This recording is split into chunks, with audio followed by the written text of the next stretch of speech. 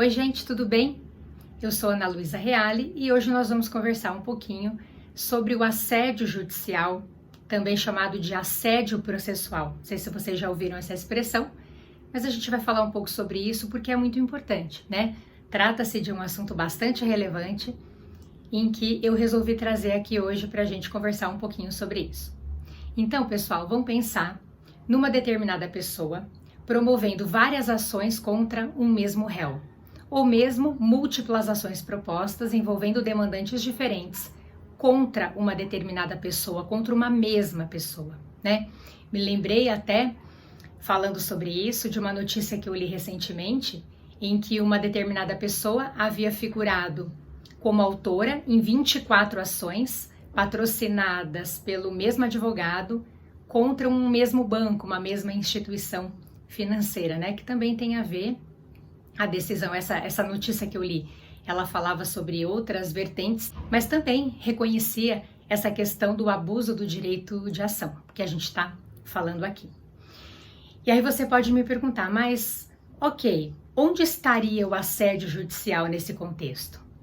Estaria, pessoal, porque na realidade, numa situação como essa, pode dar a impressão de haver efetivamente um litígio concreto, de haver ali um litígio que precisaria ser resolvido pelo judiciário. Então o judiciário deveria, né, se pronunciar para resolver aquele litígio, para reconhecer aquele direito, enfim.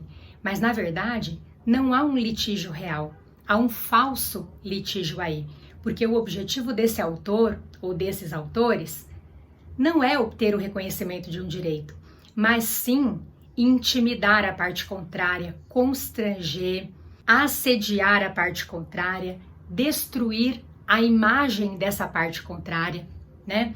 Até mesmo impedir, inibir que esse réu se manifeste de maneira pública, né? E aí a gente pode considerar, inclusive, que a gente poderia ter essa postura por parte do autor com o objetivo de restringir ou de inibir o exercício de direitos fundamentais, né, pessoal? E aí vem a ideia do assédio processual ou do assédio judicial.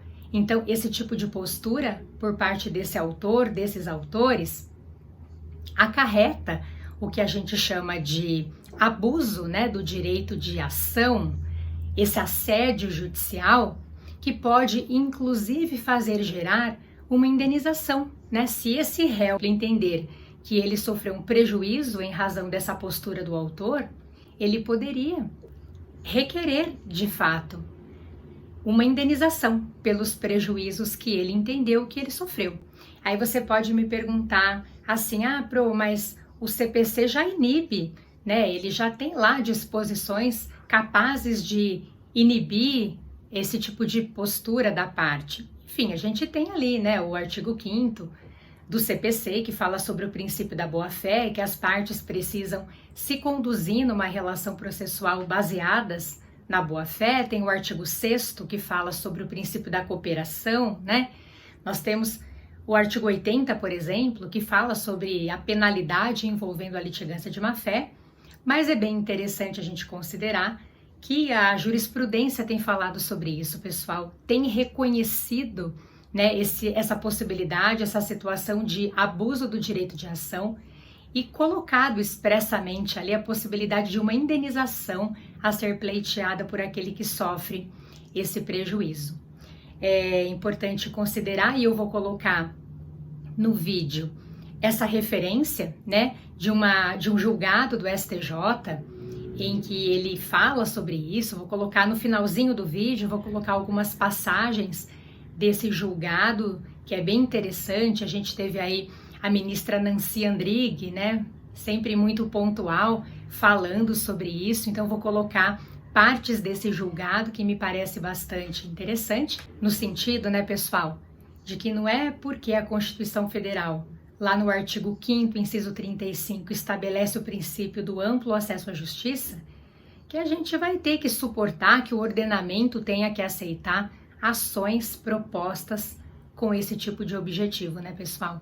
Então é bem interessante a gente trazer isso à tona. Não é um tema novo, já há um tempo que, né, se fala sobre o assédio judicial. essa decisão mesmo do STJ, esse julgado, ele é de 2019, bem interessante sobre o tema, mas ele não é tão, né, recente assim. Mas interessante a gente trazer à tona, até para que a gente possa refletir, né, com relação a todas essas questões. Importante considerar também, pessoal, sobre isso, que nós tivemos uma recomendação do próprio CNJ, bastante recente, o CNJ falou sobre isso recentemente, em que ele coloca nessa recomendação, né, algumas cautelas a serem adotadas pelos tribunais para inibir, para impedir o que ele chamou ali de judicialização predatória. Então, também uma referência importante com relação a esse assunto. Bom, gente, por hoje era só. Obrigada pela audiência mais uma vez. Um beijo e até a próxima.